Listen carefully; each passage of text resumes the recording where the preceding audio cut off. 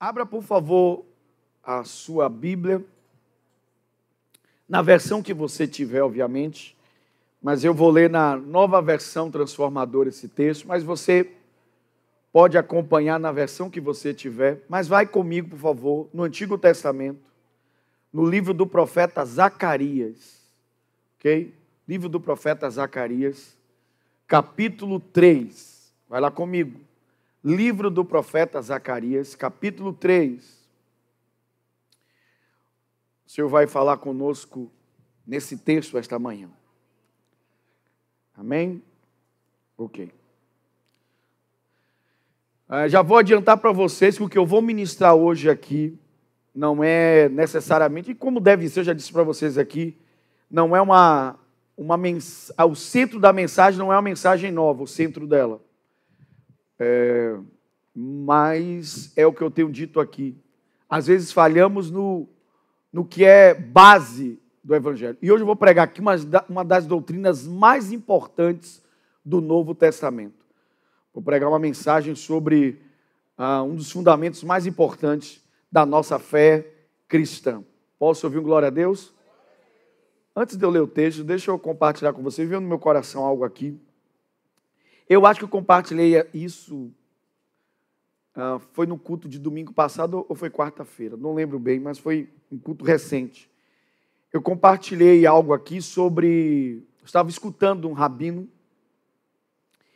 e ele dizendo assim, eu moro aqui em Jerusalém, berço de 3 grandes religiões, o berço do judaísmo, o berço do islamismo e o berço do cristianismo.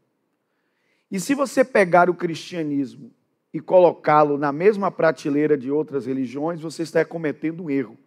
Aí ele disse, eu convivo com essas religiões e várias outras, e eu sei que qualquer religião, inclusive o próprio Islã e o judaísmo, podem, por causa das suas leis e doutrinas, ajudar uma pessoa ruim a se tornar uma pessoa boa.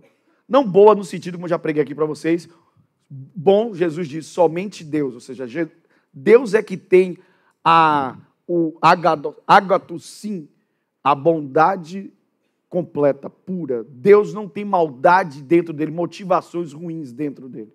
Mas bom no sentido de você praticar atos de bondade. Ele diz, qualquer religião pode fazer isso com uma pessoa, transformar uma pessoa ruim em uma pessoa boa, ou uma pessoa que pratica atos de bondade. Aí ele diz, o cristianismo não está nessa categoria. Aí o rabino disse assim, nunca vi algo tão bem colocado, ele disse, o cristianismo, a proposta do cristianismo não é transformar alguém ruim em uma pessoa boa, é transformar uma pessoa morta em uma pessoa viva. Ele disse, só o cristianismo faz isso. Alguém pode dizer aleluia? Glória a Deus. Então, Zacarias, Então, quantos crentes eu tenho hoje aqui pela manhã? Vocês entendem que eu estou falando de ser crente em Jesus, amém? Você não é gospel, você é crente em Jesus. Quantos crentes em Jesus eu tenho aqui essa manhã? Ok, então vamos falar sobre esse texto aqui. Zacarias capítulo 3, verso 1 diz assim, então o anjo me mostrou o sumo sacerdote Josué em pé, diante do anjo do Senhor. Satanás, o acusador, também estava ali, ao lado direito do anjo, e fazia acusações contra Josué. O Senhor disse a Satanás, eu, o Senhor, rejeito suas acusações, Satanás. Sim, o Senhor que escolheu Jerusalém o repreende. Alguém pode dizer aleluia? Este homem é como a brasa tirada do fogo. Josué continuava em pé diante do anjo, e suas roupas estavam imundas. Diga comigo, imundas. Então o anjo disse aos que ali estavam, tirem as roupas imundas dele. E voltando-se para Josué, disse, removi seus pecados, e agora lhe dou roupas de festa. Algumas versões dizem, lhe dou trajes finos. Eu disse também, precisam colocar um turbante limpo em sua cabeça. E eles colocaram um turbante limpo na cabeça dele e o vestiram com roupas novas. enquanto o anjo do Senhor permanecia ali. Então o anjo do Senhor falou solenemente a Josué e disse: assim diz o Senhor dos exércitos: se você andar em meus caminhos, seguir os meus preceitos, receberá autoridade sobre o meu templo e seus pátios. Deixarei que ande junto com os outros que aqui estão. Quantos podem dizer aleluia? Quantos podem dizer glória a Deus? Ok, queridos, dentro do que eu quero compartilhar com vocês aqui nesta manhã, vamos então aqui trazer essa imagem que está diante de nós. O texto diz, e é uma coisa que quebra muito o conceito que temos, porque achamos que Satanás, ele está agindo, como é que eu poderia dizer, em ambientes físicos aqui na terra. Mas o texto deixa claro, em várias partes da Bíblia, que um dos trabalhos de Satanás não é ficar andando em cômodos das casas. Ah, não, pastor, como é que existe aí até relatos de pessoas, né, que chamam de casa assombrada, mas a gente sabe que aquelas assombrações não são fantasmas, são presenças malignas. Como é que acontece? Bem, isso é fácil de entender. O próprio Jesus disse que ele expulsava os demônios pelo poder de Deus. Então, o próprio Jesus disse que haviam demônios, o diabo não estava sozinho. Então, muita coisa que acontece no mundo dos homens aqui são ações dos demônios que estão espalhados por vários lugares. O próprio texto de quando Jesus expulsa os demônios, o demônio do homem gadareno, a Bíblia diz que os demônios entraram nos porcos. E ele mesmo se auto-intitulava legião e disse: somos chamados de legião porque somos o quê? Muitos. O texto diz que o papel do diabo não é ficar aí incomodando cômodos das pessoas, entrando nas casas das pessoas. A Bíblia diz que o diabo estava de pé diante do trono de Deus. Quantos estão entendendo isso? Quantos estão entendendo isso? E a expressão utilizada aqui é a expressão em hebraica Shatan, que foi traduzida em nosso português por Satanás. Ok? Então, não está falando de um demônio, está falando como Jesus disse, o maioral dos demônios. A Bíblia diz isso. Ok. Preste minha atenção no que eu vou dizer. Cria a imagem agora de que o trono de Deus não é somente um trono de realeza. O trono de Deus é um trono de julgamento, um trono de justiça. Diga comigo, o trono de Deus é um trono de julgamento, de justiça. E você vai para o mundo antigo, você vê, inclusive para a história de Salomão. A Bíblia diz que as duas mulheres que estavam em disputa pelo garoto levaram a disputa delas diante do trono de Salomão, para Salomão como rei julgar. Esses são os papéis dos reis do mundo antigo. Eles julgavam coisas. E o que eles determinavam era a lei.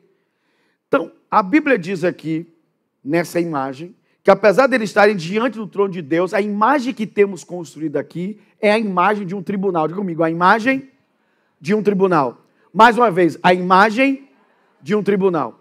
Ok, e a primeira figura que aparece aqui, na sequência aqui da mensagem, que estamos lendo, do texto, é que a primeira figura que aparece aqui é exatamente a figura de Josué. E esse Josué aqui não é o servidor de Moisés. Esse Josué aqui é o sumo sacerdote. Ok?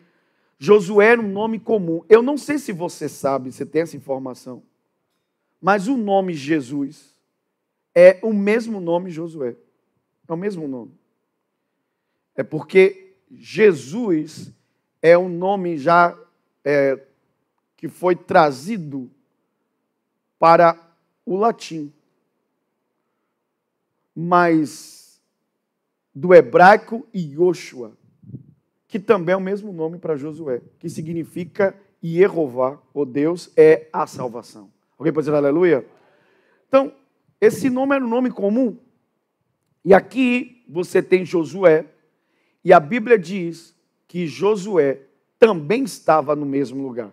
Ele estava em pé diante do trono, o anjo do Senhor estava ali presente, Foi um anjo que o conduz até ali. A Bíblia diz, o anjo me levou até estar diante do trono do Senhor. O anjo do Senhor estava ali. E a Bíblia diz que quando Josué estava ali, diante do trono de Deus, a Bíblia declara que ele estava em pé, sendo acusado por Satanás, que estava à direita, acusando, e ele tinha vestes imundas. Diga comigo, vestes imundas. Então a primeira figura aqui, que é a figura de Josué, é a figura do acusado. A figura do quê? Do acusado. Ele é a figura do acusado. Ele estava de pé, também diante do trono. Satanás estava à sua direita e Satanás o acusava. E a Bíblia diz que eu fazia acusações contra ele e suas vestes diante do Senhor eram vestes imundas. E aqui tem um detalhe que eu quero falar para vocês. O texto não diz que as vestes dele estavam manchadas. A Bíblia não diz isso. Não é que havia uma mancha. Eu sei que ninguém gosta de sair assim, mas é capaz de você sair com a roupa que tem uma pequena mancha. Sei lá, uma mancha que cai um pingo de uma que boa. Ou as antigas dizem assim, cai uma nódia na roupa, né? Cai uma nódia na roupa. Né? Uma pequena mancha. Às vezes a pessoa bota essa blusa por causa de uma manchinha que está aqui, às vezes, no canto, quase imperceptível, a pessoa usa.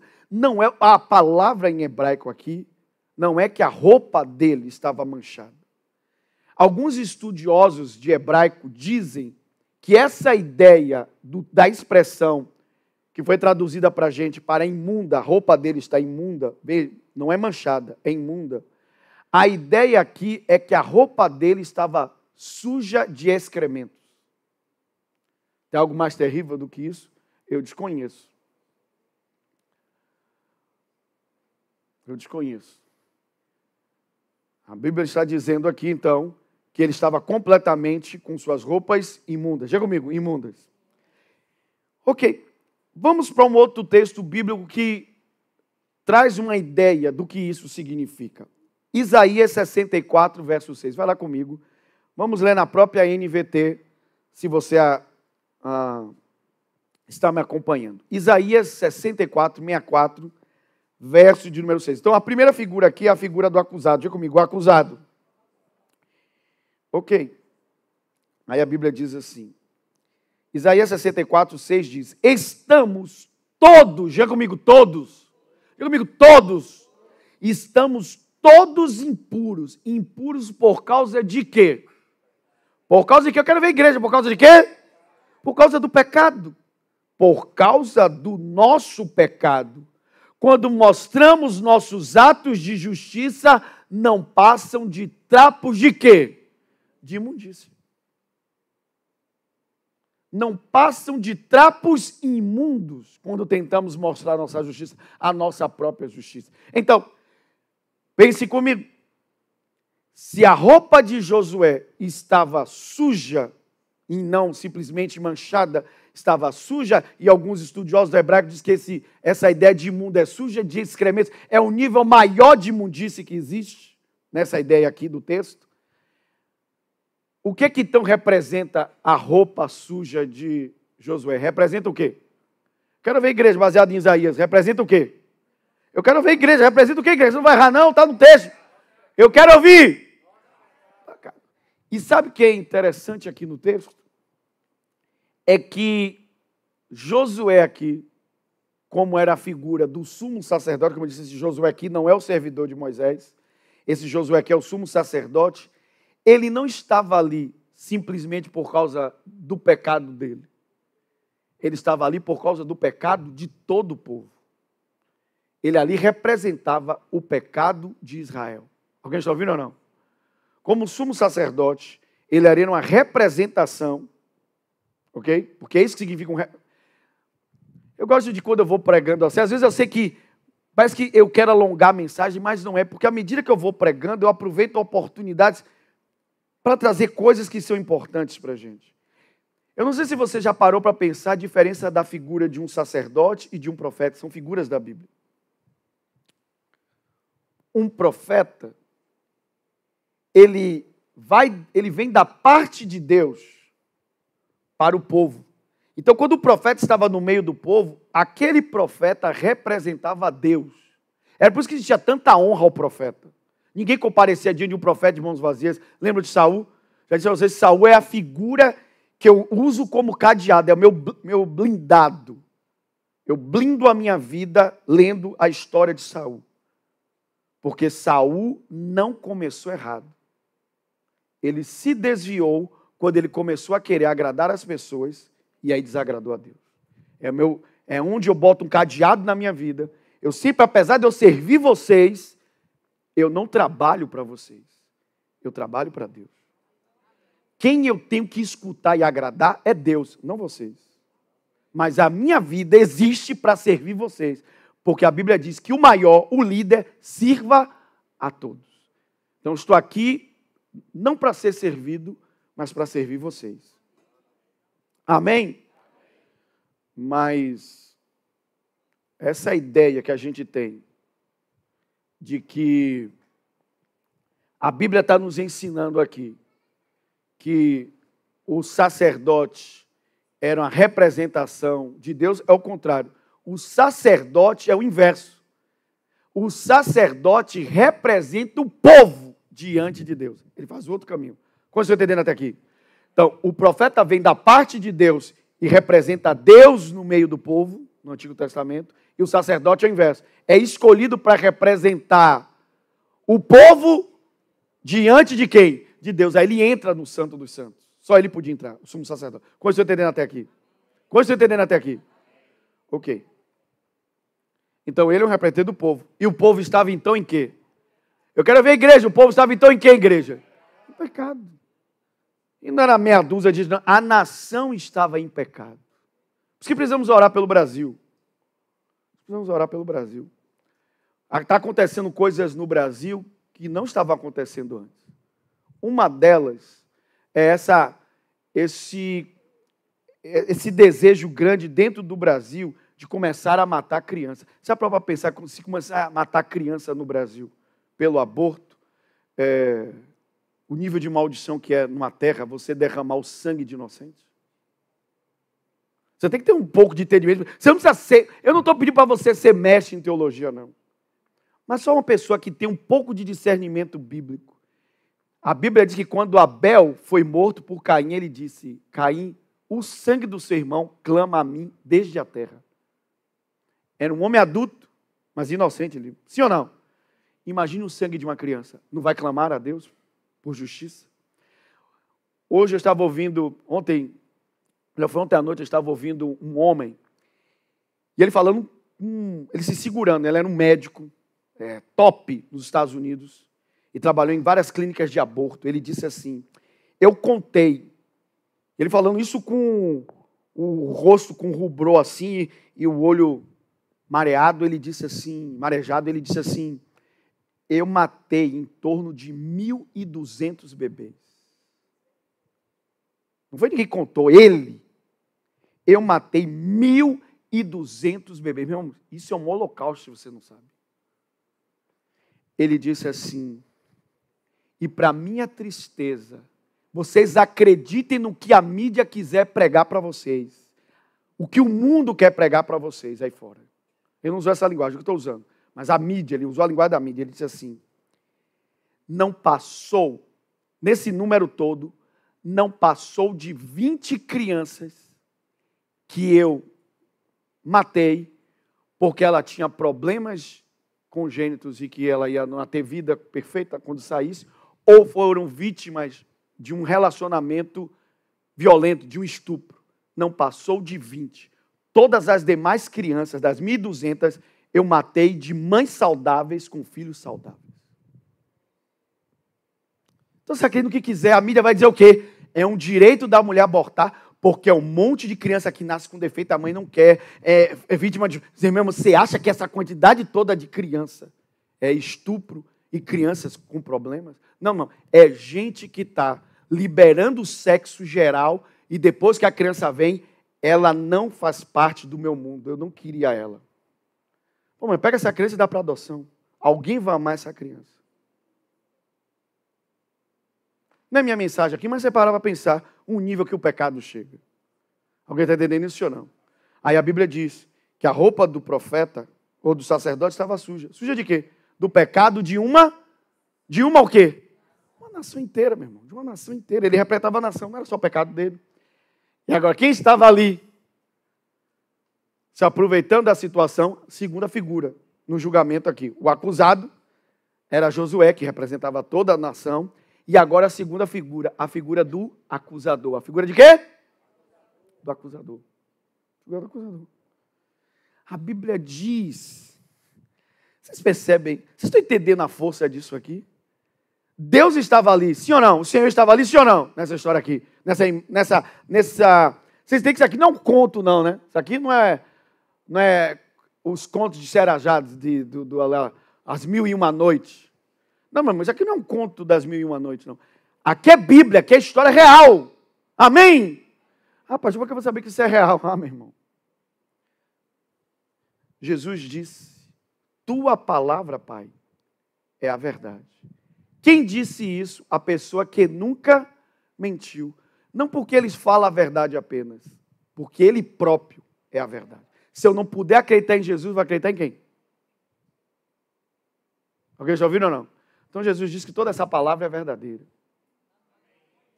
Eu senti alguns assim. Meu irmão, toda essa palavra é verdadeira? Ok. E não por sentido, ela não precisa da gente para ela ser verdadeira. Se você acreditar nela, ela vai se cumprir. Se você não acreditar nela, ela vai se cumprir do mesmo jeito. Ela não precisa da gente para se cumprir. Ela está se cumprindo agora mesmo diante dos nossos olhos. Sim ou não? Meu irmão, não sei se vocês viram. Não lembro se ele era... Acho que ele era russo ou alemão, uma coisa assim. Mas eu lembro que ele foi na Europa. Um camarada saiu na rua com óculos e começou a conversar com as pessoas. Só bater papo e encontrava na rua. E abordando as pessoas. Aí as pessoas eram agradáveis, ele muito simpático, conversando com as pessoas. No meio da conversa, ele dizia assim, você é contadora, né? Você dá aula em Princeton. Você aí falava com a pessoa, como é que você sabe? Não, nada. Tchau, Helena. Tchau, Maria. Como é que você sabe meu nome? E as pessoas ficavam impressionadas com ele. Isso levou, alguns calcularam, não levaram mais do que 8 segundos para acontecer. Ele conversando com as pessoas. E como é que ele fez isso? O óculos que ele tinha. Enquanto ele conversava com a pessoa, o óculos acendia uma pequena luz aqui. Ele fazia o reconhecimento facial da pessoa, jogava na internet, em questão de segundo, Facebook, Instagram, fazia a busca da pessoa, quem é, onde é que ela mora, e o óculos passava tudo para ele. Pense o nível de golpe que vai vir por aí com essas tecnologias. O ladrão está ligando para você do presídio. Mãe, bote um pix aí para mim. Você passando pix aí pela WhatsApp. Imagine com um óculos desse. Você sabe o que significa? Privacidade zero. Mas onde tem escrito isso na Bíblia? Jesus disse, nos últimos tempos, a ciência se multiplicaria. Quantos estão entendendo isso? Quantos estão entendendo isso? Quantos estão entendendo isso? Diga comigo, a ciência vai se multiplicar. Diga comigo, a ciência vai se multiplicar. Ok. Qual é a segunda figura aqui? A figura de quê? Qual é a segunda figura, igreja? O acusador. Qual é o nome dele? Satanás. E você já entendeu que aqui em hebraico, Satã significa o adversário. Diga comigo, o adversário. Ok, então, apesar do Senhor estar ali, ok? O Senhor está aqui ou não? Acabei de perguntar sobre a questão de se você acredita que essa palavra é verdadeira. O Senhor está aqui, sim ou não, nessa cena? Sim ou não? Mas apesar do Senhor estar ali, o diabo não se privou de... O diabo não vou estar ali, não. Ele estava ali também. Fazendo o trabalho dele. Você já deve ter assistido aquele desenho clássico da Disney, né? Que o Pato Donald está se preparando para ir para a escola. E tem uns livros assim, quadradinhos, com uma alça amarrada, os livros presos a uma alça, ele coloca aqui atrás para isso aí. No meio do caminho ele encontra alguém que oferece cigarro a ele. E o diabinho do lado faz, fume, Donald. Só mais um trago. E o anjo tentando impedir, o diabo vai lá, pega a auréola, enfia assim nos braços do anjo, dá um chute nele, diz, vai para lá, ele só vai ouvir a mim. É a ideia do anjinho e do diabinho aqui. O diabo está fazendo o papel dele. Qual é o papel do diabo? Ele é o quê? Qual o papel do diabo? Então nunca diga que a arma do diabo é a mentira. Jesus disse que a mentira é o caráter dele. A Bíblia diz, ele é mentiroso. É o caráter, é quem ele é. A arma do diabo não é a mentira. A arma do diabo é a acusação. O trabalho dele é esse, apontar o dedo. Ele é o... Então, cuidado quando você aponta o dedo para as pessoas. Viu? Você pode estar fazendo, às vezes, o papel do diabo. Tem muita gente que gosta de fazer o papel do diabo, apontar o dedo. Eu posso ir um nível a mais? Posso mesmo? Ok. Quando o diabo não pode ir, ele manda seus agentes. E às vezes um agente na sua vida são as pessoas que te cercam. Cuidado com as pessoas que você anda. Porque tem gente que anda com você e ela não está lhe levando mais para perto de Deus. Está te levando para longe de Deus. Porque tudo que ela faz na sua vida é o papel do diabo. Tem gente que anda com um demoninho do lado, só porque usa camiseta Polo Ralph Lauren e perfume gostoso, não quer dizer que essa pessoa, às vezes, é boa pessoa. Às vezes essa pessoa é aquela que está dizendo para você, fume mais um traguinho, Donald. Sim ou não? Enquanto eu vou pregando aqui, as coisas vão me vindo. Eu lembro que Rodolfo Abrantes, ex-Raimundo, que foi uma das figuras assim, que eu pude conhecer pessoalmente, que eu vi uma das maiores transformações assim. A linguagem do cara, quem conheceu ele lá no Raimundo, a linguagem dele, os palavrões que ele falava, as palavras chulas que ele usava. E esse é um dos sinais de transformação, irmão. Quando você nasce de novo, sua linguagem muda. Se você falava palavrão, você não fala mais. Em nome de Jesus. Amém? E ele mudou completamente. E ele conta, em uma das palavras dele, dos testemunhos dele, que ele diz que uma das pessoas que ainda estavam no mundo, mas que acreditou na conversão dele e não rejeitou ele, foi o cara do grupo Charlie Brown Jr., o Chorão. O Chorão acreditou muito na conversão dele, fazia pergunta para ele. No dia que o Chorão morreu, a mulher dele deu uma entrevista chorando, dizendo, vocês vêm aqui agora chorar pelo meu marido no enterro dele, mas vocês iam na minha casa oferecer droga para ele quando ele queria sair. Alguém está ouvindo ou não? Então tem gente que faz o papel do diabo. Você está querendo sair daquilo e a outra pessoa está dizendo, venha, Donald, pegar mais um traguinho. Pode ser o que for. A Bíblia diz que o diabo estava ali do lado. Diga comigo, do lado. Estava o quê? Do lado. Estava a quilômetros de distância, não, irmão. Ele não mandou um e-mail, ele não mandou um WhatsApp. A Bíblia diz que o diabo estava do lado e o estava o quê? Ele estava fazendo o quê? Olha o que a Bíblia diz, irmãos, em Apocalipse 12:10. Olha comigo, Apocalipse 12:10. Olha o que a Bíblia diz sobre Satã, sobre Satanás. Apocalipse 12:10. NVT. Verso 10 diz, alguém está me acompanhando? Diga amém. Então ouvi uma forte voz que bradava pelos céus. Finalmente chegaram a salvação, o poder, o reino do nosso Deus e a autoridade do seu Cristo. Alguém pode dizer aleluia? Por quê? Porque foi lançado para a terra o acusador dos nossos irmãos. Aquele que, qual o trabalho dele? É mentir, é? Não, mentir é quem ele é. É o caráter dele. Jesus disse, ele é mentiroso e homicida desde o princípio. Está lá escrito em João. Aí a Bíblia diz, aquele que de dia e de noite os acusa diante do nosso o quê?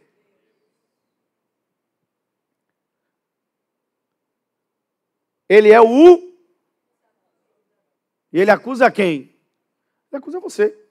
Acusa mim. Aqui, ó, acusador dos nossos o quê? Irmãos. Aquele que de dia e de noite os acusa diante de quem? Eu quero ouvir a igreja, meu irmão. É Bíblia, ele acusa diante de quem? Então o diabo está tentando tomar conta do diabo. O diabo está escondido atrás do guarda-roupa. Não, meu irmão. Se você botar a boneca da Annabelle, tem até um demônio lá. Pastor, eu comprei uma boneca. Outro dia eu vi uma boneca tão feia na internet que a minha perguntou, já vem com o demônio, eu tenho que exorcizar. Ela não sabia o que exorcizar, é botar para fora. Não botar para dentro. Você fica botando objetos consagrados dentro da sua casa, você pode fazer às vezes um ponto de contato, sim. Não é nem muito minha linha, eu não sou muito dessa linha, eu não acredito que tudo é um portal para demônios, esse tipo de gente, não sou. Esse tipo de crente eu não sou. Eu não fico espiritualizando coisas que às vezes não são espirituais. Mas, contudo, todavia, eu não sou louco de não acreditar que existem coisas que são realmente pontos de contato. Vocês já ouviram ou não? Mas a Bíblia diz que ele não estava ali tentando entrar em um coma. Não, a Bíblia diz que ele estava diante de quem? De Deus, acusando os irmãos, os crentes, os filhos de Deus. Esse é o papel do diabo, acusar. E ele faz isso quando? Lê o texto. Ele gasta tempo fazendo isso quando aqui, de tempo? Porque esse é o trabalho dele, irmão. Esse é o trabalho do diabo, te acusar dia e noite. Te acusar dia e noite. Noite e dia. Porque ele é o acusador. Ele é o quê? Ele é o acusador. Ok, antes de eu passar para o outro ponto, né? Porque a minha mensagem aqui não é sobre o diabo, minha mensagem aqui é sobre Deus. Minha mensagem aqui é sobre Deus. Mas quem mais falou sobre o diabo foi Jesus, porque para Jesus mostrar o quão grande era a luz dele, ele precisou revelar para o homem quão terrível eram as suas trevas. Sim ou não? Sim ou não? Para eu mostrar para você, por exemplo, a importância de você se alimentar direito, eu preciso lhe mostrar os danos que você está causando no seu organismo ao se alimentar de forma ruim. Sim ou não? Essa questão que o Provérbios faz é o contraponto. Luz e trevas, bem e mal, o sábio e o tolo. Ok. A Bíblia diz que ele faz isso dia e noite. E a Bíblia diz que ele faz isso diante do trono de Deus. O trono de Deus não é somente um trono de realeza, é também um trono de julgamento e de justiça. Diga comigo, um trono de justiça. Então o diabo comparece diante do trono de Deus, não é para adorar a Deus. Porque você está entendendo isso ou não? Ele comparece diante do trono de Deus para acusar as pessoas. Porque ele sabe que aquele trono é um trono de quê? Julgamento. Então ele comparece diante do juiz. Comparece diante de quem? Porque o diabo faz o papel de promotor de justiça. O diabo faz o papel de quê? De promotor. Ele está ali só para te acusar. Ele quer que você pegue a pena máxima. Ele está ali para te condenar. Você está ouvindo ou não? Sim ou não? Ok. Então, quando o diabo está ali, ele está ali acusando as pessoas e apontando os seus pecados. Quantos estão entendendo até aqui? Quantos estão entendendo até aqui? Ok, então quando o diabo faz isso, a Bíblia diz, ele faz isso diante do trono, que é um trono de julgamento. Então ele compara diante do juiz. Mas você é uma pessoa inteligente. Você é uma pessoa inteligente e sabe que não se faz acusação a alguém que não quebrou a lei. Senão não tem nem caso. O caso nem abre. Faz sentido ou não? Precisa existir uma base, alguém precisa ter quebrado a lei. Então o diabo, escute o que eu vou dizer, o diabo usa a lei de Deus para acusar você. Talvez você nunca tinha pensado nisso, mas o diabo usa a lei de Deus para acusar você. É isso que ele faz. O próprio apóstolo Paulo diz, eu não saberia o que é pecado se a lei não me dissesse que isso era pecado. Então o diabo usa a lei de Deus para acusar você.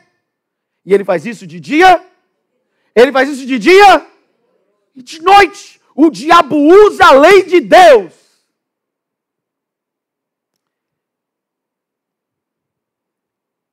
Ele diz, esse homem aqui, Josué, junto com todo o povo, quebrou a sua lei.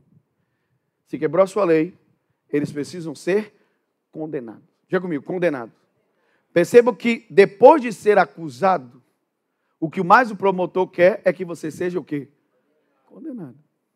E um promotor acusa alguém que já assistiu esses filmes, tem muitos filmes bacanas de julgamentos assim, que são bem legais, assim, a trama muito boa. Então o promotor de justiça está ali para acusar. Não fala assim, Estado de Nova York contra fulano de tal. E o promotor está ali representando, e ele está fazendo as acusações e dizendo, olha, nós pedimos, como a promotoria pede, pena máxima para esse camarada pelo que ele fez. E o diabo está ali. Agora, a Bíblia diz que além do acusado e do acusador, a Bíblia fala de alguém maravilhoso. A Bíblia fala do advogado. Alguém pode dizer aleluia? A Bíblia fala do advogado. A Bíblia fala do advogado. E a Bíblia diz que quando a figura do advogado aparece, que eu não sei se vocês sabem, mas o anjo do Senhor é uma teofania. Ela é uma manifestação da presença de Deus. Toda vez que você tem lá anjo, o anjo é um mensageiro. Mas quando a Bíblia fala do anjo do Senhor, é por isso que o anjo do Senhor muitas vezes fala em primeira pessoa e você escuta como se o próprio Deus estivesse falando. Porque a teofania, ele é uma representação da presença de Deus, ou ele manifesta a presença de Deus. E alguns estudiosos acreditam que o anjo do Senhor é uma maneira de falar de Jesus no Antigo Testamento. É uma manifestação de Jesus pré-encarnado. Mas a questão toda aqui é o que o anjo do Senhor, o que o Senhor diz. A Bíblia diz que o anjo do Senhor, o Senhor diz a Satanás. Vamos lá, eu quero mostrar para vocês. Vocês estão me acompanhando ou não? Porque Satanás estava falando até agora, ele estava acusando, sim ou não? Ele estava acusando, sim ou não? Até agora o promotor estava falando, ele estava apontando o pecado de Josué e o pecado do povo. Mas agora o Senhor fala. A Bíblia diz, verso 2, o Senhor disse a Satanás, diga comigo, o Senhor disse.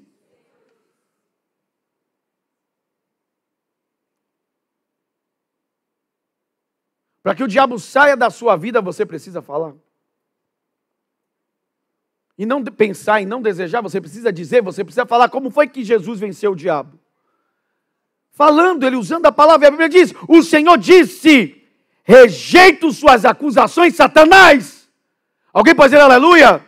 Lembra-se de Jesus junto com a mulher que havia sido apanhada em adultério? Ele perguntou, mulher, onde estão? Ah, não, os que querem abraçar você, os que querem levar você para a sua religião. Não, era isso? Eram vários religiosos que estavam ali, mas eles não estavam querendo levar ela para a religião deles. Eles estavam bem vestidos, bem arrumados, estavam com roupa do culto. Mas apesar disso, eles tinham pedras na mão. Cuidado para você não virar um crente religioso e a sua vida é levar mais pessoas para o inferno do que para o céu. O seu cristianismo não salva ninguém, perde as pessoas. Alguém está ouvindo ou não? Ok. Se os senhores tinham pedras nas mãos, quando Jesus disse aquele que, tudo bem, vocês querem apedrejar a mulher, ok. Quem não tiver nenhum pecado, atire na mulher a primeira pedra. A Bíblia diz que todos deixaram as pedras, começando com os mais velhos até as crianças. Todos largaram as pedras e foram embora. Jesus pergunta à mulher, onde estão os teus? A palavra que Jesus usa, os teus. O que Jesus disse? Em outras palavras, eu não faço parte dessas pessoas. Ele disse, eu não te condeno. Ou seja, eu não faço parte desse grupo que está apontando o dedo para você. Alguém está ouvindo ou não? Mas Jesus disse, não tem problema pecar? Jesus não disse isso, Jesus disse, vá agora e não peques. E essa é a nossa nova vida em Cristo. Alguém pode dizer aleluia? Mas diga comigo, o acusado, o acusador e o advogado. A Bíblia diz que o advogado disse, olha o que o advogado disse, eu rejeito suas acusações, Satanás. Sim, o Senhor que escolheu Jerusalém, o repreenda. Este homem é como a brasa tirada do fogo. Alguém pode dizer aleluia? Eu e você somos como brasas tiradas do fogo. Estávamos perdidos, meu irmão, e nós não poderíamos sair deste fogo. Porque os nossos pecados merecem o fogo, sim. Todos nós merecemos. Todos nós. Mas Jesus nos tirou de lá. Não merecíamos, mas Ele nos... Meu irmão, é o que eu falo para vocês aqui, várias vezes já disse isso. Quando tudo parecia perdido, Jesus entrou na nossa vida e nos resgatou. Alguém pode dizer aleluia? Quando parecia que era o nosso fim, a mão dele foi lá e nos tirou do lamaçal do pecado, nos arrancou do abismo e nos deu nova vida. Alguém pode dizer aleluia? Bora aplaudir Jesus, eu creio nisso. Alguém pode dizer aleluia? Alguém pode dizer aleluia? Ele fez isso. Ele nos tirou de lá do abismo, do lamaçal do pecado. Ele disse, este homem foi tirado de lá, do fogo. Alguém pode dizer amém? Diga comigo, eu fui tirado do perigo. Isso significa a palavra salvação no original. Ser salvo do perigo. Quantos aqui são salvos? Quantos aqui estavam se afogando, mas o salva-vidas pulou na água por você? Ele não pulou por ele pulou por você. Alguém pode dizer aleluia? Alguém pode dizer glória a Deus? Amém. Vamos ler o texto bíblico aqui. 1 João, capítulo 2, verso 1, na NVT. 1 João, capítulo 2, verso 1. Coloca aqui para mim, por favor, NVT. Primeira epístola de João. Vocês estão comigo? Diga amém. Meus filhinhos, escrevo-lhes estas coisas para que vocês não pequem. Diga comigo, a nossa vida nova é uma vida longe do pecado. A graça não torna a sua vida livre para pecar. Você não é James Bond. Uma das coisas assim, como eu falei para vocês que eu gosto de cinema, uma das coisas que eu achei interessante, quando iniciaram a franquia do James Bond, ou melhor, dentro da franquia do James Bond, eles lançaram o Daniel Craig como James Bond para a nova etapa, o novo período, o novo contrato dos filmes do James Bond. Eu achei interessante que o Daniel Craig, quando ele começa o filme, ele não começa sendo já um 007. Ele não tinha ainda licença para matar. E é o desenvolvimento dele como personagem na história que até ele se torna um 007. Tem crente que acha que é o James Bond, é o 007. Ah, não, agora estou na graça, não estou na lei, então estou livre para pecar. Posso pecar à vontade. É o contrário, irmão. A graça lhe dá o poder para você não pecar mais. Por quê? Porque a graça me torna consciente de quem agora eu sou em Cristo. Eu não sou mais a sujeita que eu era. Alguém pode dizer amém? Alguém pode dizer aleluia? Você não é mais a mesma pessoa. Está fraco? Você não é mais a mesma pessoa. E nenhum de nós aqui vai se enganar, irmãos. A Bíblia diz, estou declarando, não pequeis. Nós não podemos viver em pecado. Alguém pode dizer aleluia? Que pecado qualquer um. Nós não devemos viver em pecado. Mas a Bíblia diz, se contudo alguém o quê? Temos o quê? Que defende nossa causa. E assim como a Bíblia fala do diabo acusador estava diante de Deus, a Bíblia diz que o advogado também está diante de quem? Do Pai. Vocês entendem que é um tribunal? Está lá o trono. É um trono de justiça. O diabo comparece para acusar. Mas a Bíblia diz que Jesus também comparece. Mas comparece como advogado que defende a nossa causa. Alguém pode dizer aleluia? Diga comigo, eu tenho um advogado de defesa. Alguém pode dizer aleluia? Você tem um advogado de defesa. Pense como seria terrível você estar diante de um juiz, diante de um acusador, o tempo todo apontando o dedo para você e não tivesse quem lhe defendesse. Mas glória a Deus, nós temos Jesus, Cristo, aquele que é o quê? Diga comigo, justo. Diga comigo, eu tenho um advogado. Mais uma vez, eu tenho um advogado. E a Bíblia diz que esse advogado, ele está também diante de Deus nos representando. Ele está nos representando? Já viram os filmes? Os caras chegam, não fale mais com o meu cliente. A partir de agora, eu falo por ele. Já viu isso acontecer ou não? Ele não fala com mais ninguém, só comigo, sou advogado dele. Jesus chegou e disse, diabo, não fale mais com Josué. Quer falar alguma coisa? Fale comigo. E eu já lhe digo logo, você está repreendido. Porque essa figura aqui que você está acusando, ele não está mais aqui no fogo. E não está mais no fogo por causa dele mesmo, mas não está mais lá no fogo porque eu o tirei. Alguém pode dizer aleluia? O que é que eu quero dizer com isso? Isso aqui é graça. Diga comigo, é graça. O que é a graça? A graça é isso. Você não foi salvo pelas suas obras. Você não foi salvo pelos seus méritos. Foi salvo pelas obras e o mérito de Cristo. Quem te tirou do fogo foi Ele. Quem tirou você do perigo foi Ele. E não teve nada a ver com algo que você fez. Foi pelo que Ele fez. Quem tomou a iniciativa de te salvar foi Ele. Jesus disse, não pense em vocês. Não se orgulhem achando que vocês escolheram a mim. Eu escolhi vocês. Alguém pode dizer glória a Deus? Meu Deus, que tremendo! Alguém pode dizer na noite comigo, eu tenho um advogado que me representa diante de Deus. E esse advogado não perde uma causa. Pode aplaudir Jesus por isso, ele não perde uma causa.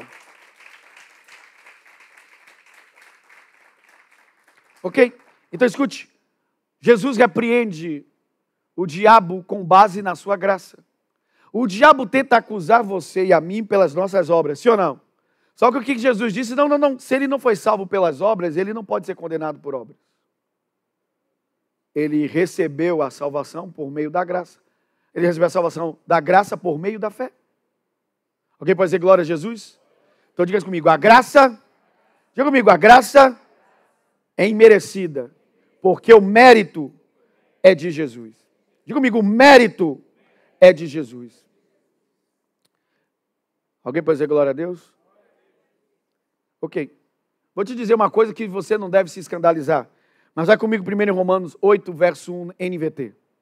Não se escandalize com o que eu vou dizer agora, porque é 100% Bíblia, mas eu vou lhe mostrar na Bíblia o que eu vou afirmar agora. Romanos capítulo 8, verso 1, na NVT. Coloca aí para mim, por favor. Ok. Antes estávamos no fogo, sim ou não? Fomos livrados do perigo? Mas agora nós não estamos no antes, nós estamos no agora. Você não está no antes, você está no agora.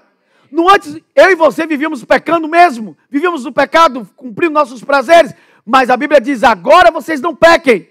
Mas se vocês pecarem, se acontecer de pecar, você tem um advogado perante o Pai. Essa é a nossa vida agora. A Bíblia diz agora, portanto, já não há nenhuma condenação para os que estão em Cristo Jesus. Você precisa tomar posse disso hoje.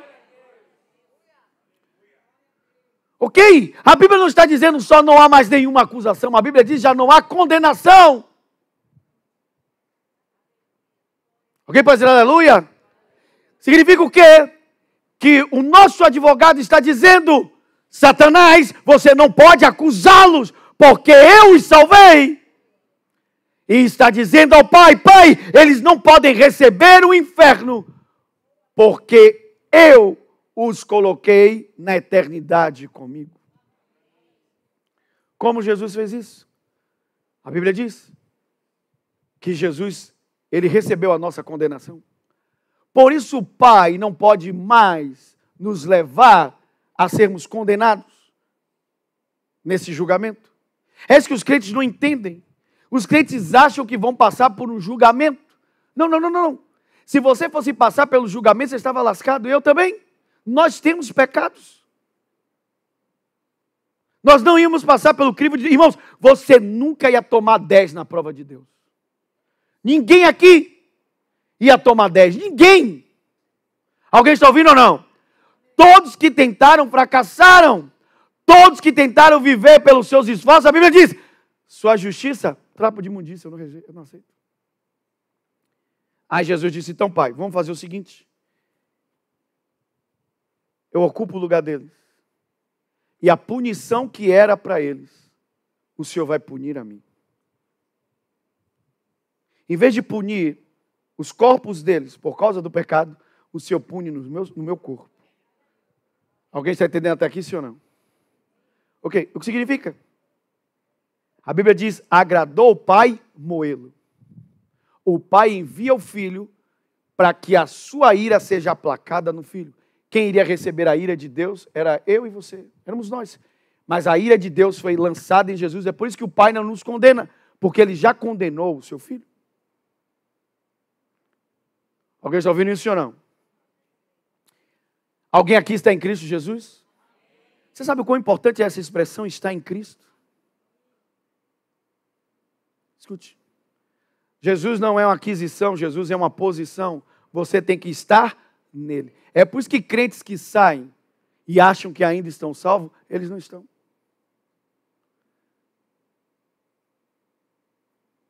Ah, pastor, se eu falo umas coisas... Ih, pastor, isso não tem nada da Bíblia, não. Eu posso sair para o mundo, mas se um dia eu entreguei meu coração... Eu me encontrei com Jesus e sua luz encheu... Ah, pastor, eu não tô mais em igreja nenhuma, porque agora eu sou free, eu sou livre. Cuidado, viu? Esses crentes moderninhos. Pastor, eu não frequento mais lugar nenhum, não estou mais em canto nenhum. Mas eu ainda fico assim, quando eu lavo o prato, eu canto um louvor. Quando alguém sai, eu digo, Deus te abençoe. Não matei meu pai, não matei minha mãe. Tem psicopata que nunca matou o pai e a mãe também, não. Só matou os filhos dos outros. A mãe e o pai dos outros, nunca matou a deles. Ah, pastor, e aí tem algum problema? Eu disse, tá bom, vou fazer uma pergunta idiota. Eu gosto de fazer pergunta idiota. Eu gosto de fazer pergunta idiota. Você compra uma passagem aérea, Salvador, São Paulo. Tá cara pra careta, viu? Pode ter certeza disso. E vai ficar mais caro ainda o negócio. Mas tudo bem. Você compra a passagem aérea, Salvador, São Paulo. Sim ou não? Ok. De quem é a passagem agora? Assim que você comprou a passagem agora aérea é de quem? É sua, sim ou não? Ok. A obrigação da companhia aérea é deixar a aeronave lá no horário e ter um piloto gabaritado, capacitado para conduzir a aeronave do aeroporto de Salvador ao aeroporto de Guarulhos. Sim ou não? Te levar ao destino. Sim ou não? Agora eu te pergunto agora, ó crente, se você não entrar na aeronave, ou se você estava dentro da aeronave e você saiu, a culpa é da companhia do piloto que você não chegou no seu destino? Você vai chegar em São Paulo se você não entrou na aeronave ou se você saiu da aeronave? Mesma coisa a salvação, irmão. Jesus é o piloto que garante que a salvação é perfeita igual uma aeronave. Ela vai te pegar aqui e te levar para lá. Agora, se você não entrou na aeronave ou se você saiu, é problema seu. Não é a salvação, ela é garantida por Jesus, não é garantida por você. Simples assim. Então, as pessoas que saem da aeronave, elas não são mais salvas. Faz sentido ou não? Isso não quebra a doutrina que a salvação é eterna. A salvação é eterna. Ela é eterna. Garantida por quem? Por Jesus. Se manter dentro da aeronave, com todos os percalços que você tem, que Jesus garante que você vai chegar lá. Alguém vai dizer glória a Deus? Eu nunca vi ninguém aqui dentro da aeronave, assim, sentado no avião para ir dizer assim, meu Deus, quantas peças tem dentro dessa aeronave? Quantos parafusos devem existir aqui? Quantos componentes elétricos? Quantos fios? Você não fica perguntando como aquilo ali foi feito. Você só precisa ter a certeza que você entrou na aeronave o quê? Que vai te levar ao seu destino. A aeronave certa é Jesus. A salvação em Cristo. Se você está nele, Jesus não é aquisição, você não comprou Jesus, Ele comprou você. Você precisa permanecer nele. Alguém vai dizer glória a Deus? Não largar Jesus por nada neste mundo. Não largar Jesus por nada neste mundo. Alguém vai dizer aleluia?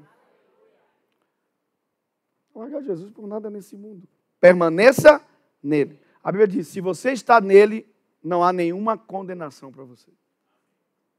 Nenhuma condenação há para você. Você não pode mais ser condenado. Você não pode mais ser condenado. Em Jesus você não conhecerá o inferno. Alguém pode dizer aleluia? Ok, vamos mostrar algumas verdades aqui. Já estou caminhando para o fim. Deus está falando com você, diga aleluia. Ok. João 20, 20. Bota aqui para mim, por favor. Vamos correr aqui alguns versículos. João 20, 20. Enquanto falava, mostrou-lhe as feridas nas mãos e no lado. Eles se encheram de alegria quando viram o Senhor. Irmãos, Jesus manteve em seu corpo as marcas do pagamento que ele fez. Alguém pode dizer aleluia? E por que Jesus manteve em seu corpo as marcas do pagamento? Porque ele precisava mostrar diante do trono o preço que pagou por você. Toda vez que o diabo aponta uma acusação contra você, Jesus diante do trono, ele manteve as marcas em seu corpo. E ele mostra, está aqui, ó, o preço já foi pago. Essa criatura não deve mais nada. Não deve porque ele tinha condições de pagar. Não deve porque eu paguei. Ah, pastor, isso não está na Bíblia, não. Oh, será mesmo? Hebreus 9, de 11 a 12. Põe aí para mim, NVT. Hebreus 9, de 11 a 12. Põe aqui o texto. Você está me acompanhando? Diga amém. Deus está falando com você hoje, diga aleluia. Eu disse para vocês que essa mensagem não era sobre o diabo, era sobre alguém muito mais bonito. Essa mensagem é sobre Jesus, sobre o seu Jesus, o advogado. Ele está diante de Deus, ele lhe representa, e ele manteve em seus corpos as marcas, a marca do preço que ele pagou. A Bíblia diz, Cristo se tornou o nosso sumo sacerdote. Não é Josué o nosso sumo sacerdote. Nosso sumo sacerdote é Jesus. Sumo sacerdote de todos os benefícios agora presentes. Olha de novo, é agora. Diga comigo, é agora. Quando começou sua vida começou agora em Cristo. Sua vida do passado lá atrás não é nada comparado à vida que agora você tem em Cristo. O povo lá fora acha que a nossa vida é ruim, meu irmão, que não existe mais engano. Irmãos, não existe vida melhor do que a vida de um cidadão livre. Lê a história a história que conta sobre pessoas que foram escravas. Elas preferiam perder a vida do que permanecer escravas. Porque não existe pior coisa do que alguém viver debaixo de escravidão. E hoje nós somos livres. Hoje nós somos livres. Hoje nós somos livres. Livres de todas as formas possíveis que alguém pode ser livre. Alguém pode dizer aleluia? Diga comigo, benefícios agora presentes. Ele entrou naquele tabernáculo maior e mais perfeito no céu. Em que lugar foi? E que não foi feito por mãos humanas, nem fez parte deste mundo criado. Alguém pode dizer glória a Jesus? E o que ele fez? A Bíblia diz, verso 12, com seu próprio sangue, e não com sangue de bodes e bezerros, entrou no lugar santíssimo de uma vez por todas e garantiu redenção eterna. Alguém pode dizer aleluia, a garantia dele. Então escute.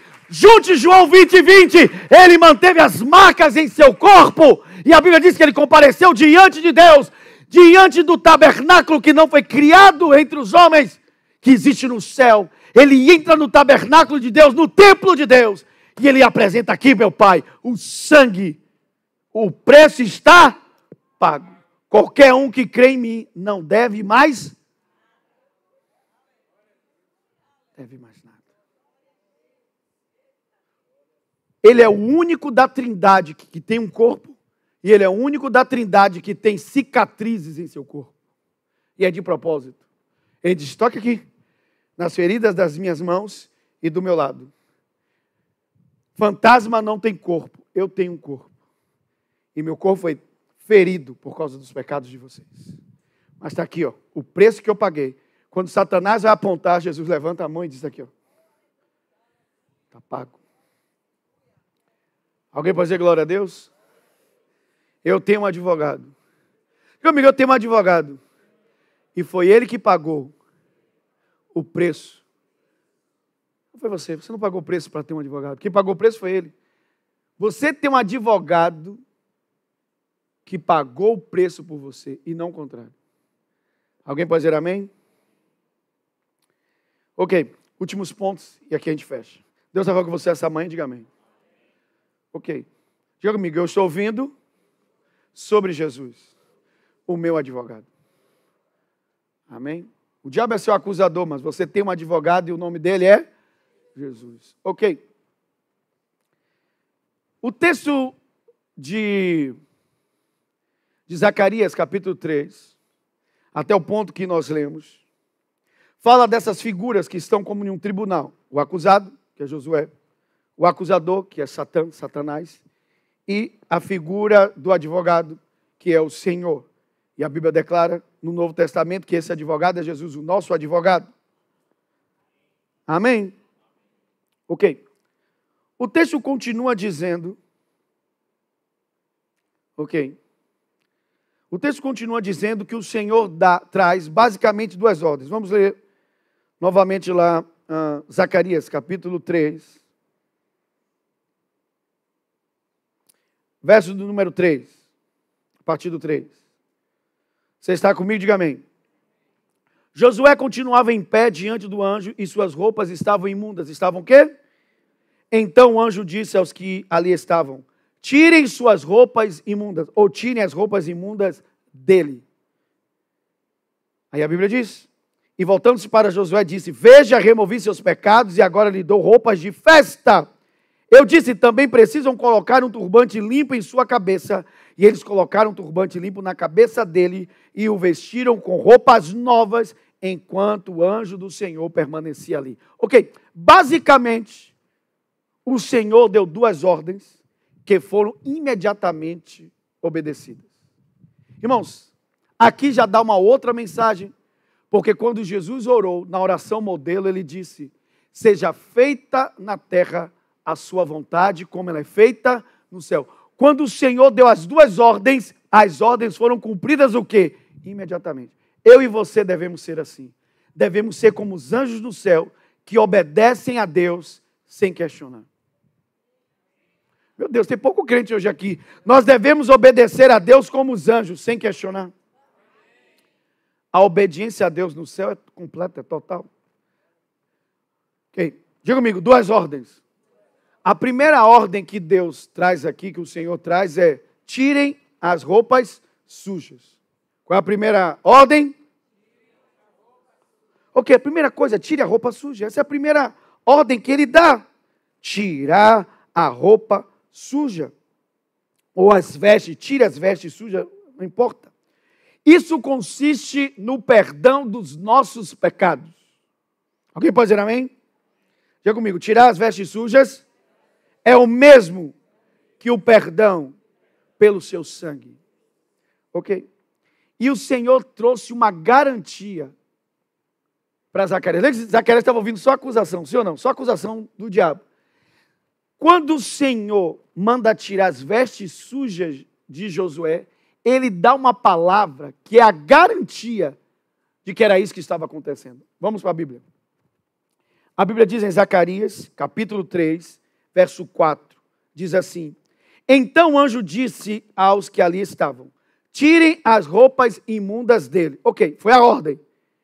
E voltando-se para Josué, disse: veja, removi. O que foi que ele removeu da vida de Josué quando ele estava tirando as roupas sujas dele? Ele estava removendo o quê? Então, quando a Bíblia diz que as nossas vestes sujas são tiradas, a Bíblia está dizendo: eu estou perdoando os seus pecados. Alguém pode dizer amém? Ou seja, Zacarias recebeu uma garantia de que não era só uma troca física de vestes, ele estava trocando a vida dele e estava removendo os seus pecados. Alguém pode dizer aleluia? E hoje o Senhor quer lhe dar uma garantia também. E deixa eu lhe dizer uma coisa, as garantias de Deus são eternas. Não tem prazo de validade. Que garantia? Ok. A Bíblia diz, vai comigo, para a garantia que você recebeu também. Zacarias recebeu uma garantia e você também recebe. Hebreus 8:12, vai lá comigo, NVT. Hebreus 8:12, vai lá comigo. A Bíblia diz, você deve agarrar essa palavra. A Bíblia diz: e eu perdoarei sua maldade, e nunca mais me lembrarei dos seus pecados. Quando você tenta tratar com Deus de um pecado que você confessou e se arrependeu, você está tentando tratar com Ele de um assunto que não existe mais. Alguém está ouvindo ou não? A Bíblia diz: vocês não devem pecar. Mas se pecar, você tem um advogado diante de Deus. Se confessarmos os nossos pecados, Ele é fiel e justo para nos perdoar todo o pecado e nos purificar de toda injustiça. Quando você tenta tratar com Deus de um pecado que você se arrependeu e confessou, Ele diz: do que você está falando? Isso para mim é um assunto já resolvido. Esse pecado nem existe mais. Porque a Bíblia diz, assim como Ele disse a Zacarias: eu removi o seu pecado. Como Ele remove o nosso pecado? Diga comigo, através do sangue. Diga comigo, através do seu sangue. Diga comigo, através do seu sangue. Jesus hoje está lavando você com o sangue dele e lhe purificando de todo o pecado, e ele não lembra mais do seu pecado. Sabe por quê? Porque ele já tratou com os nossos pecados. Estamos recebendo a licença para pecar? Não, pelo contrário, estamos recebendo força para viver em santidade. Quando eu sei o tamanho do perdão que Ele me deu, eu não sinto mais vontade de pecar. Quando eu reconheço o nível de perdão que eu recebi, eu não sinto mais vontade de viver no pecado. Eu quero viver para esse Deus maravilhoso que perdoa a minha vida. Eu nem merecia ser salvo, eu nem merecia ser perdoado. Mas quando Ele fez isso para mim, eu me apaixonei por Ele e quero viver para sempre para Ele. Alguém pode dizer aleluia? Ok, segunda ordem que foi dada. Ele disse, tire as vestes sujas. Segunda ordem, coloque vestes novas. Alguém pode dizer aleluia? Diga comigo, vestes novas. Ok. Coloque vestes novas. Ok. Preste bem atenção aqui. Colocar vestes novas significa que vai além do perdão. Diga comigo, vai além do perdão. Diga comigo, vai além do perdão. Significa que Deus nos veste de retidão. Deus está resolvendo o seu passado e arrumando todo o seu presente. Alguém pode dizer aleluia? Então veja bem. Vai comigo num texto maravilhoso que está no livro do profeta Isaías, 61, verso 10. Ok. É por isso que tem crente que não é feliz. Tem crente que não tem alegria, porque desconhecem essas verdades aqui. Irmãos, se você viver debaixo da acusação do diabo e da condenação, você vai ser infeliz pro resto da vida. Escute, não há como você ser feliz se você viver debaixo de acusação e de condenação do diabo. Olha o que a Bíblia diz. É imensa, meu irmão. Isso é algo grandioso. A Bíblia está dizendo, é imensa a minha alegria no Senhor. Diga comigo, a minha alegria não é pequena, é imensa. Diga comigo, a minha alegria não é só sexta-feira.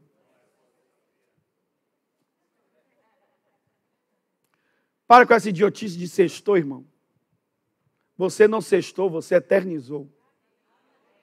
Você é feliz pela eternidade. Amém? Para com essa idiotice de ficar esperando sexta-feira. É uma vida pequena demais. É imensa a minha alegria no Senhor, meu Deus. Pois Ele me vestiu com roupas de quê? Quem te vestiu? Ele. Ele te vestiu com roupas de salvação. Agora, ouça. Pôs sobre mim um manto de quê? Meu Deus. Sou como um noivo com suas vestes de casamento, como a noiva com suas joias. Meu Deus. Por isso que a Bíblia diz, eu troquei as vestes de Josué por trajes finos. Ali no original é a ideia de roupas de celebração, roupas de festa. Irmão, a vida do crente não é uma vida triste. A vida de um crente é uma vida feliz. A vida de um crente é uma vida feliz. Porque Jesus é a fonte da nossa alegria. E a Bíblia diz, porque temos alegria, porque nós não devemos mais nada. Você já pensou como uma vida é triste quando você percebe que você está cheio de dívida, está todo apertado, não consegue sair, mas de repente você chega lá e diz, bom, vou lá no banco, vou negociar essa dívida, sei lá, você deve 50 mil. Estava pensando em vender um rim no mercado negro para ver se pagava. Igual o menino que vendeu um rim para comprar um iPhone e agora vive preso a uma máquina. E não é um iPhone a máquina que ele está preso. Você chega lá no banco e diz, olha, eu vim aqui negociar a minha dívida, como é que estão as coisas. Aí o cara, pera que eu vou abrir aqui o sistema. Você tem certeza que você é correntista aqui do banco com uma dívida? Não, tenho certeza, eu tenho uma dívida com o banco. Não, estou abrindo aqui, não tem dívida nenhuma. Seja como for, alguém ou pagou sua dívida foi quitada, você não deve mais nada. Garanto a você que você não vai sair de lá triste. Eu garanto que você não vai sair de lá triste e dizer, meu Deus, como eu sou miserável, alguém entrou no banco e pagou minha dívida. Não, você vai se sentir feliz e dizer, meu Deus, não saiu um centavo do meu bolso, alguém chegou no banco e pagou a minha dívida foi cancelada, eu não tenho mais nada, eu não devo mais nada. Um fôlego, então a mesma coisa, pense que Jesus pagou toda a sua dívida com Deus. Você não deve mais nada. E não somente isso. Ele não só apagou o seu pecado, perdoou o seu pecado. A Bíblia diz, ele te vestiu de salvação e colocou em você um manto de justiça. Ele te vestiu de retidão, agora você está diante dele em justiça. Alguém pode dizer aleluia? Alguém pode dizer glória a Deus? Ok, Apocalipse 19, 8. Falando sobre os trajes que o Senhor nos dá. Por isso que ele disse, eu vou te dar trajes finos, Josué. Eu tiro suas vestes imundas e lhe dou trajes novos. Perceba que ele não disse, anjo, lave as vestes de Josué. Ele disse, troque. Aí a Bíblia diz, falando da noiva, quantos aqui fazem parte da noiva do Cordeiro? Ela recebeu um vestido de linho, do linho mais fino, puro e branco, porque o linho fino representa os atos justos do povo santo. Alguém pode dizer aleluia? Deus te deu essa roupa, essas vestes que representam atos de justiça. Você não é mais um pecador, agora você em Cristo, você é um justo. Por isso nós não vivemos mais no pecado, nós vivemos em justiça. Eu não sou mais um rato, eu não vivo mais na sujeira. Agora eu sei quem sou um filho, uma filha de Deus. Por isso que eu não tenho mais prazer no pecado. Alguém pode dizer aleluia? Ok? 2 Coríntios, capítulo 5, verso 21. 2 Coríntios 5, 21. Vai lá comigo. E aqui eu fecho. NVT. Ok? Isso aqui deve ser a nossa confissão. A Bíblia diz, pois Deus fez de Cristo aquele que nunca pecou a oferta pelo nosso quê? Para que por meio dele, diga comigo, por meio dele. Por isso que a Bíblia fala em Cristo, por meio dele, nele tudo é Jesus. Ele é o centro da igreja, ele é o centro do evangelho. Cristo é que é o Senhor da igreja. A Bíblia diz, para que por meio dele fôssemos declarados o quê? Pecadores? Não, nós já éramos. Fôssemos declarados o quê? Diante de quem? Você foi declarado o quê? Então abra seus braços e diga assim, diga comigo assim, em Cristo eu fui declarado justo. Diga comigo, em Cristo Jesus eu sou. Diga comigo, em Cristo Jesus eu sou justiça de Deus. Significa que ser justiça de Deus, ele atribuiu algo que é dele. Só Deus é justo. Só Deus é reto, ele atribuiu a retidão dele, a justiça dele a você. Você agora é tão reto e justo quanto o Filho dele, Jesus. Ele não só perdoou o seu pecado, ele colocou você em uma nova posição. Ele lhe colocou numa posição de justiça. Alguém pode dizer aleluia? É como se a coisa invertesse. Você estava aqui como réu, o promotor lhe acusando e a coisa inverte. E agora você inventa na posição de réu. Você está na posição de juiz. Ele te coloca em uma outra posição. Você agora, em vez de ser julgado no bom sentido, você julga, é nesse sentido. Você é colocado numa posição de igual de Cristo. Ele te coloca numa posição de retidão. Alguém pode dizer aleluia? Agora, a cereja em cima do chantilly. Volta em Zacarias. Como um texto do Antigo Testamento tem essa riqueza. Zacarias capítulo 3, verso 7. Dessa vez, eu vou ler na nova tradução na linguagem de hoje. Se tiver essa tradução, coloca aí para mim. Na linguagem de hoje. Ok. Zacarias 3, 7. É a sequência do texto que lemos. Só que eu vou ler na nova tradução na linguagem de hoje. Quando ele trocou a veste de Josué, tirou a veste suja e colocou a veste nova. A veste suja é o perdão dos pecados. A veste nova é que você agora recebeu justiça. Você foi vestido de retidão. Você agora é justo como Jesus. A Bíblia diz. O Senhor Todo-Poderoso lhe diz o seguinte, 2 pontos. Se você obedecer às minhas leis, cumprir os seus deveres conforme eu ordeno, você será o administrador do templo, cuidará do santuário e de todos os outros edifícios. E, como estes anjos que estão aqui, você terá o mesmo direito de estar na minha presença.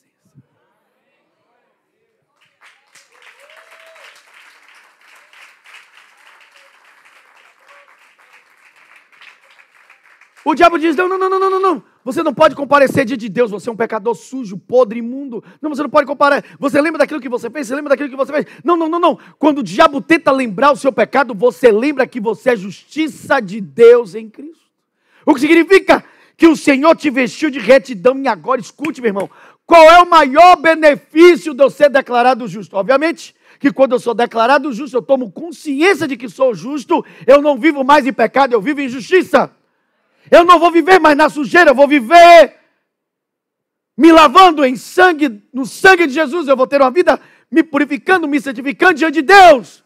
Agora significa que também eu compareço diante de Deus em retidão. Eu não tenho medo de comparecer diante de Deus.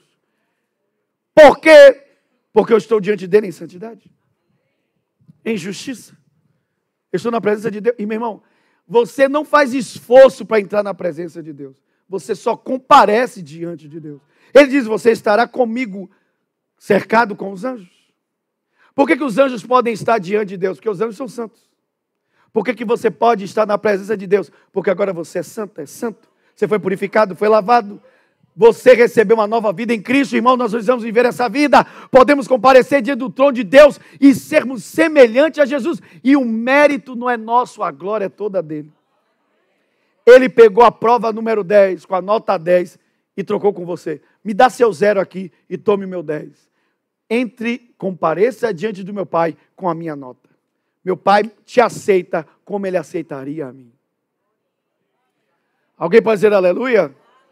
Então diga assim comigo. O diabo não pode mais me acusar, porque o Senhor perdoou os meus pecados e me atribuiu a sua justiça. Agora, com isso, o diabo vai parar de tentar lhe acusar? Não. Você só precisa lembrar ele quem você agora é em Cristo. Essa é uma das doutrinas mais importantes do Novo Testamento. A sua justiça em Cristo. Você recebeu retidão. Ele lhe vestiu com vestes novas. Não importa quem você era, o que importa é quem você é hoje em Cristo Jesus. Aplauda forte ao Senhor. Aleluia.